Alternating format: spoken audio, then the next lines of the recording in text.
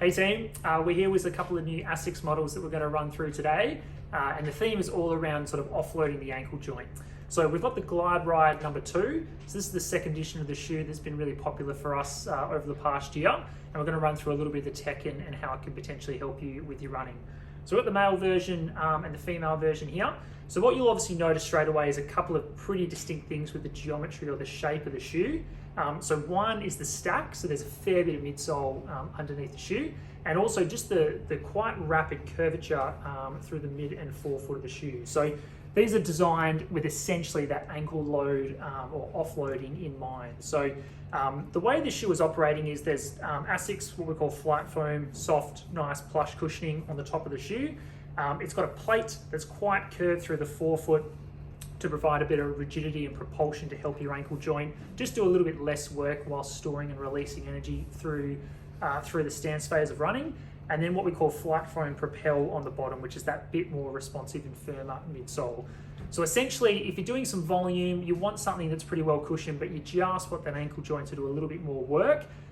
Really beneficial for someone if you're just battling that little bit of plantar or Achilles type tenderness and you're wanting to get through potentially a little bit more running and you're wanting to redirect the load a little bit further up the chain. This can be a great one to have in your rotation.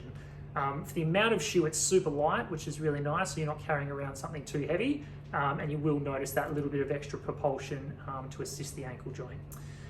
So in terms of the volume trainer, the GlideRide can be a really effective option, but ASICS have also got a shoe called the EvoRide, which sort of uses similar technology more in that lightweight trainer category.